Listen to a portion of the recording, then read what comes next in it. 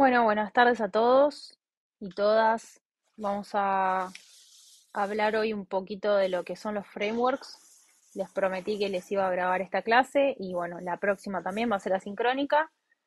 Em, yo más o menos en estas últimas clases les estuve dando una introducción de lo que son los frameworks, pero bueno, ahora vamos a darlo un poquito más en profundidad. Vamos a hablar un poco antes que nada, de lo que es la programación frontend y cómo hacemos uso de todos esos frameworks, eh, más o menos para que tengan una idea antes de arrancar con un poquito más en profundidad con la teoría. Eh, Recuerdan que yo les había dicho que todo el trabajo visual y toda esa interacción que hay entre el usuario con la aplicación, todo lo que es la UI, cómo se comunica esa UI con el servidor, todo eso se llama eh, frontend. Y todo lo que es del lado del servidor, vamos a trabajar con bases de datos, con APIs, que les había dicho que es como la forma entre que se comunican el backend y el frontend, cómo se mandan esos mensajes entre eh, todo lo que tiene que ver con los servidores y cómo llegan a nuestra UI, ¿no? Cómo nosotros vamos a ver por qué tal o cual mensaje se está mostrando, qué está pasando por detrás, ¿no? Cuando el usuario aprieta un botón, qué es lo que pasa cuando llega esa petición al backend. Bueno, estas son todas cositas que entran dentro de lo que es la programación full stack. La programación full stack engloba todo lo que es el frontend y el backend. Se manejan las tecnologías de frontend, lenguajes como desde JavaScript hasta HTML y CSS, con tecnologías del servidor, como puede ser lenguajes como C++, Python, Java, bases de datos como SQL Server, MySQL, bueno, otras que son no relacionales, las que ustedes van a ver en los próximos años son relacionales, pero bueno, hay un montón de tipos de tecnologías de backend, que ahora no vamos a entrar en detalle, pero es un poco el panorama que van a tener que tener. Bueno, ¿qué es un framework, no? Un framework es un marco de trabajo comunitario, ¿no? Vamos a trabajar con soluciones de problemas que pueden surgir al programar. ¿Se recuerdan que si ustedes usaron C++, había un montón de librerías que importaban? Bueno, todo ese conjunto de herramientas que ustedes importan, que ya fueron programadas por desarrolladores y nos ayuda, nos facilita un montón a la hora de trabajar con determinadas funciones o funcionalidades. Eh, bueno, es justamente, ¿no?, la solución de problemas que pueden surgir todo el tiempo. Nos van a facilitar también la organización del código, el manejo del estado de una aplicación, que también es importante. Recuerdan que hablábamos de estado cuando decíamos, che, acá tenemos un contador, un ejemplo muy básico. ¿Qué está pasando con esa variable que se está guardando un valor? Eh, ¿Cómo hacemos para que esto itere y que no pierda ese estado? Bueno, estas son todas cosas que lo puede resolver, lo va a resolver, ¿no?, un framework, y nos va a facilitar no tener problemas a la hora de trabajar con aplicaciones más escalables, aplicaciones muy grandes.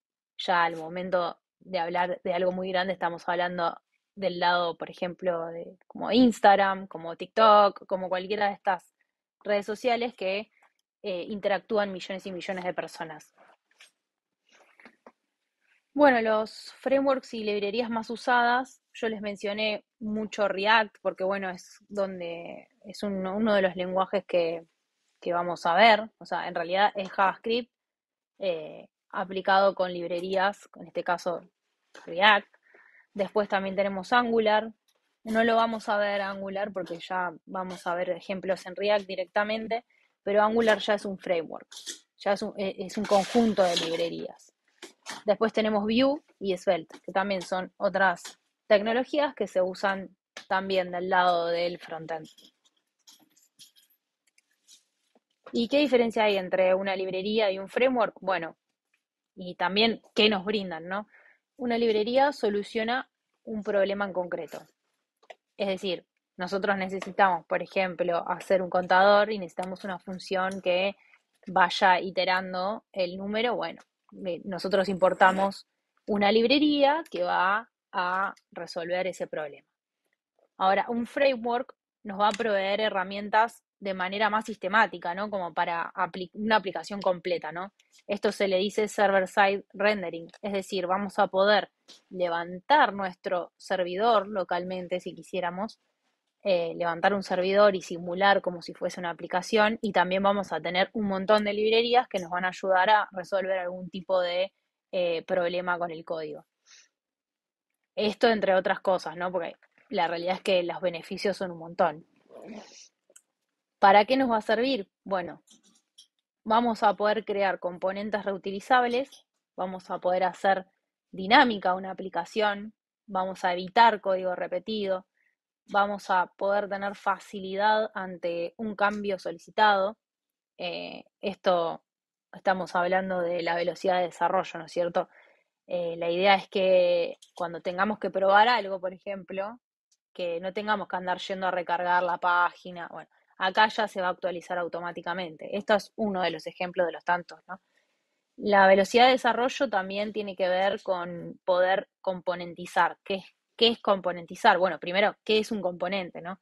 El concepto de componentes consta en reconocer partes de la vista de un sitio web que puede ser, en este caso, pueden tener en común algo y por ende se pueden reutilizar. Ustedes recuerdan que el menú y que ustedes estuvieron trabajando lo tienen que copiar y pegar en cada página HTML. Bueno, ese sería, por ejemplo, un componente reutilizable. No tendrían que andar copiando y pegando código en cada una de las páginas que tiene que mostrarse ese menú. Esta es una de las cosas también que facilita, ¿no? Al desarrollo y a la velocidad del desarrollo también. Una va de la mano de la otra. Y después también los frameworks nos permiten utilizar librerías externas. Externas, todas son librerías externas, pero la realidad es que dentro de lo que es un framework vamos a tener también más facilidad de poder trabajar e instalar otro tipo de librerías que por ahí desde una librería uno no puede, porque ya esa librería está hecha para eso y punto. En un framework, en cambio, como dije antes, es un conjunto de librerías donde vamos a poder eh, trabajar con todas ellas. Bueno, acá tenemos, por ejemplo, un sitio, en este caso es Unagram, donde tenemos distintos tipos de componentes, ¿no es cierto? O sea, vamos a hablar de componentes, recuerden, a algo que se pueda reutilizar. Acá es un ejercicio mental que quiero que piensen un minuto de todas las cosas que se pueden reutilizar de esta sección, ¿no es cierto? O sea, esto significa que ustedes no tengan que copiar y pegar por cada cosa. Imagínense esto, donde millones de personas suben su estado, ¿no? Por día. Esto es un problema, porque no podemos estar por cada usuario copiando y pegando el código, ¿no es cierto? Entonces, pensemos un poco. Las cards también son reutilizables, es decir, vamos a poder no copiar en este caso código por cada una de estas cards, estas tarjetitas que estamos viendo, porque imagínense también que por cada usuario tengamos que copiar y pegar esto, se hace imposible de mantener.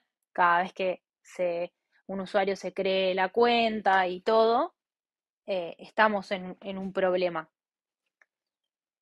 Entonces, como ejercicio mental, vuelvo a proponer que piensen qué cosas podrían ser componentes. La foto de perfil también, el componente que va a tener la foto de perfil podría ser tranquilamente otro componente. Y es que en realidad vamos a estar hablando siempre de componentes. Si nosotros vemos acá, miren todo esto, ¿no? O sea, cada una de estas cosas, por ejemplo, el header, algo que ustedes ya vienen trabajando y que tienen que copiar y pegar en cada una de las páginas que ustedes desarrollan, tienen que pensarlo de una forma reutilizable. ¿Y cómo hacemos esto? Bueno, con estos frameworks vamos a poder crear componentes Después vamos a ver la sintaxis, cómo hacemos para llamar a ese componente y que se pueda reutilizar en cada una de las páginas que ustedes van a tener. Pero el hecho es que no va a ser cada página. Ahora vamos a ver por qué no va a ser una página cada cosa. Vamos a pensar, vamos a seguir con la idea de componentes. Esto va a ser también, puede ser el componente que sea avatar. Recuerden que los nombres son súper customizables. El contenedor también que va a tener estos feeds también. Eh, el highlight, ¿no? De todas las historias destacadas.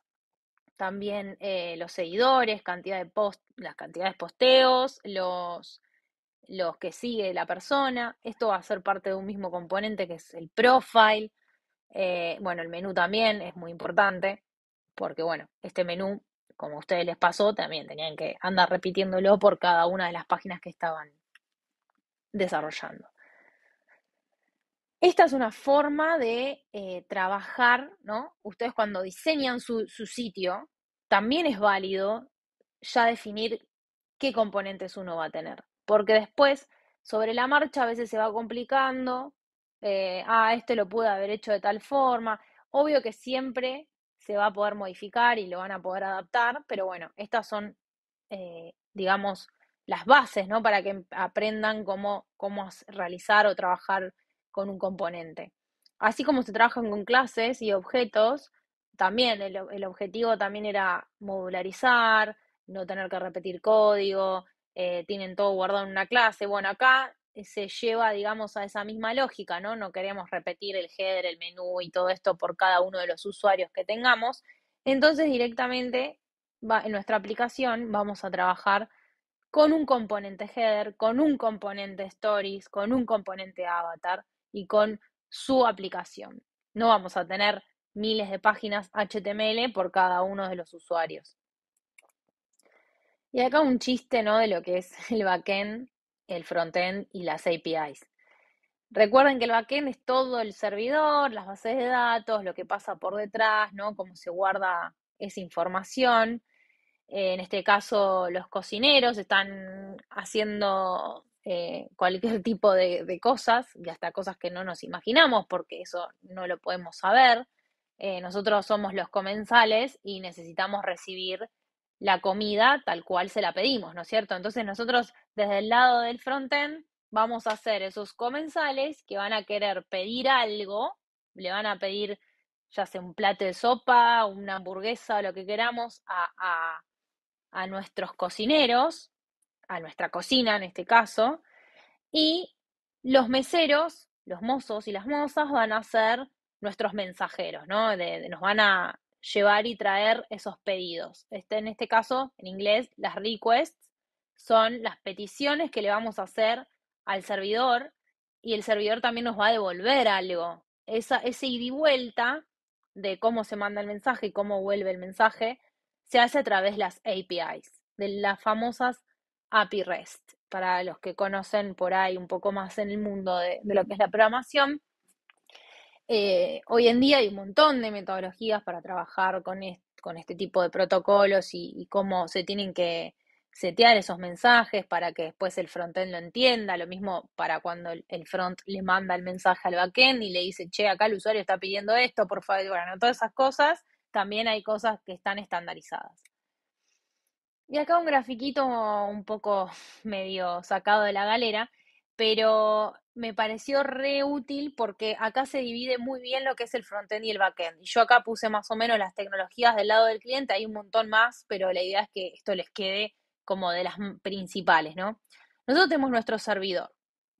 ¿Qué es nuestro servidor? Bueno, va a ser un lenguaje que se va a encargar, servidor incluye también dónde se va a alojar todo eso, ¿no? Dónde va a actuar ese servidor, que puede ser en C++, en Java, en el lenguaje que quieran de tecnología de backend.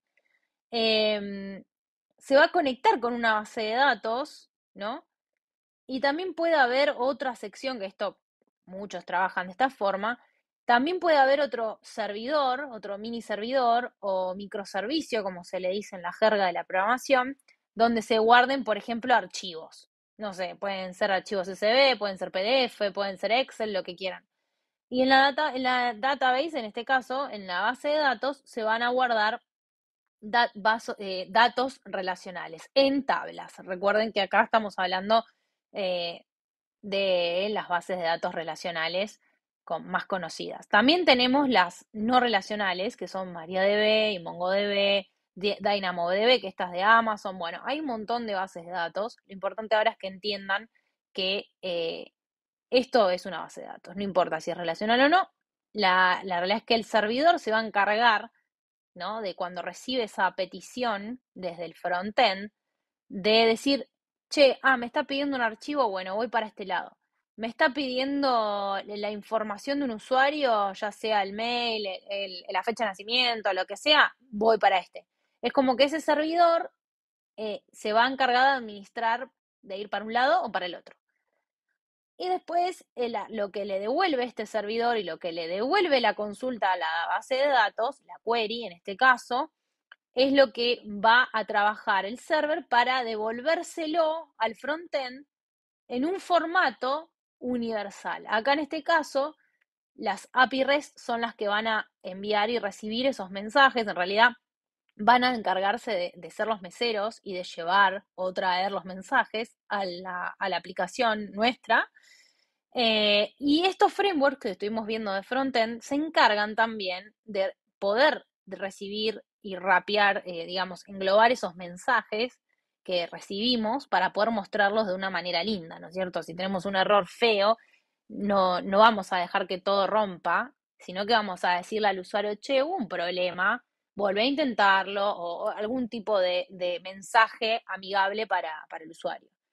Y lo mismo sucede con las aplicaciones mobile, ¿no? Como que la aplicación web es una cosa y las aplicaciones mobile son otras. Se manejan otros lenguajes, otras tecnologías, pero React también está React Native está para mobile y React común es para las aplicaciones web. Tecnologías del lado del cliente, bueno, JavaScript con Angular, React, Vue, Svelte, jQuery, que es muy vieja ya, y más. Bueno, todo lo que es HTML y CSS3 ya. Tecnología de servidor, Python, C++, Ruby, PHP, Java, Node.js y muchos más. No importa ahora, es para que más o menos tengan una idea de qué se trata. ¿Qué es una API REST? Bueno, ya hablando tema de mensajes, ¿no? De como mencioné anteriormente,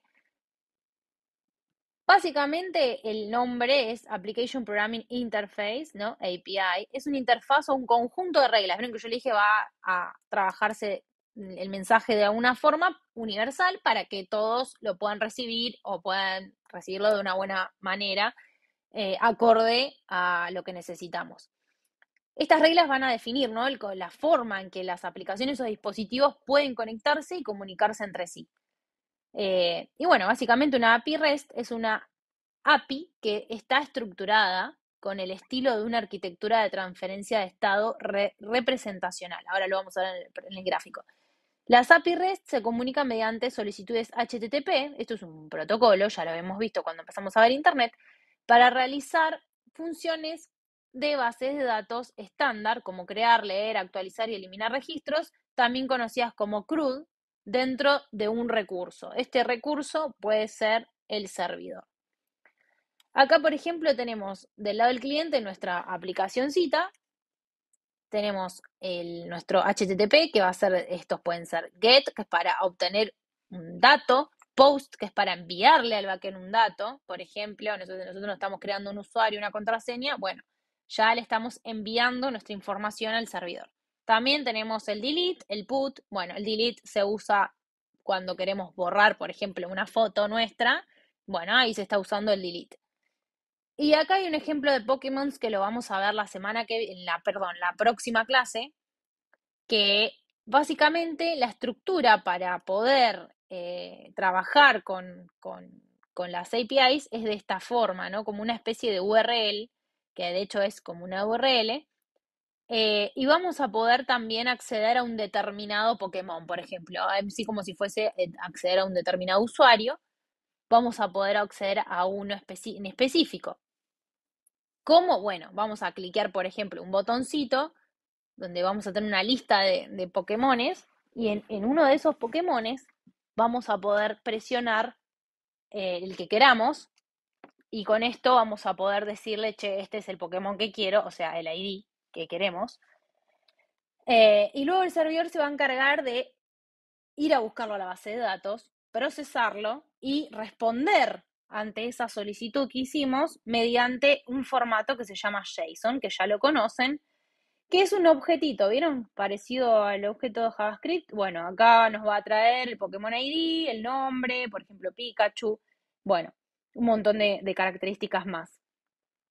Ahora esto no lo vamos a ver en profundidad, esto va a ser parte de la próxima clase. Esto que les decía de por qué no vamos a trabajar con muchas páginas HTML. Bueno, la situación es la siguiente. Nosotros veníamos trabajando normalmente con las páginas web como single page application versus multiple page applications. Recuerdan que yo les dije, ustedes están trabajando con muchas páginas a la vez, entonces cada vez que apretan un link, se va, digamos, a otra página. ¿Qué pasa acá? La diferencia es que en la single page application, que es lo que vamos a trabajar con los frameworks, se va a actualizar solamente el componente que el usuario interactuó, ¿no? Sin la necesidad de que se recargue todo el sitio de nuevo. Recuerden que ustedes cuando apretan que van a otra parte del menú, no sé, quiero ir a contactos, se vuelve a recargar toda esa página y ahí es donde se pierden estados por ahí de cosas que queremos que se mantengan. Esto es la gran diferencia y la principal, ¿no? De lo que ustedes ya venían trabajando, ¿no? Si cliqueamos alguna sección, se recarga toda la página nuevamente, lo que hace más largo el tiempo de espera, debido al tiempo de carga, ¿no? Si tienen muchas imágenes, por ejemplo. Es más difícil de mantener esto, porque recuerden que si tienen que agregar, no sé, alguna imagen más, tienen que volver a, no sé, si quieren hacerlo mediante HTML, van a tener que volver a crear otro HTML. Quieren agregar más secciones, van a tener que crear más páginas, actualizarlas, es como más difícil de mantener. En cambio, en el Single Page Application, nosotros, por ejemplo, acá tenemos nuestro header, que si tenemos que cambiar algo de este header, solamente se cambia en el archivito del componente header y ya está. Y cuando tenemos que apretar algo del header, solo se va a actualizar ese pedacito de la página, no se va a recargar todo el DOM de nuevo, que es lo que hace que perdamos por ahí información y que también los tiempos de espera a veces sean más largos. No hay necesidad de volver a cargar la página totalmente cuando nosotros necesitamos acceder a un pedacito de acá, ¿se entiende? Estas son una de las grandes cosas que hicieron para mejorar la modularización de las aplicaciones. Bueno, acá un poco las aplicaciones que fueron desarrolladas con frameworks y librerías en JavaScript, como Netflix, Facebook, Instagram, WhatsApp, Airbnb, Uber, Spotify. Todas estas tienen algo de React. Todas estas tienen algo de Angular, ¿no? Angular es de Microsoft, entonces, bueno, eh, todo lo que es de Microsoft, de la sección esta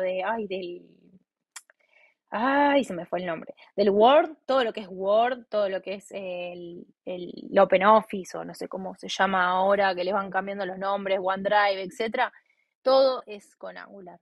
Bueno, algunos bancos también. Eh, Google también tiene arreglos con Angular, con Microsoft. Después tenemos Vue y Svelte, que bueno, son otras tecnologías, también otros frameworks, que también Apple Music también usa, Yahoo, bueno, hay un montón en este caso, de aplicaciones. Behance, que muchos lo usan para el portfolio, GitLab. Bueno, estas apps hay que aclarar que son inmensamente complejas, no son solamente desarrolladas en JavaScript con estos frameworks, ¿no? Se manejan muchos microservicios y soportan millones y millones de usuarios concurrentes, es decir, al mismo tiempo.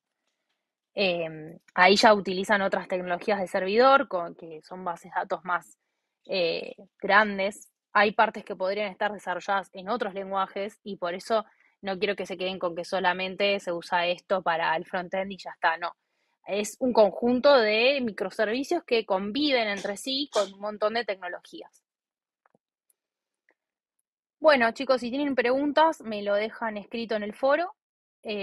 Por ahora esto es una introducción, lo vamos a ver más en profundidad en la siguiente clase asincrónica. Así que bueno, Los dejo por aquí y ya saben, vamos hablando. Gracias.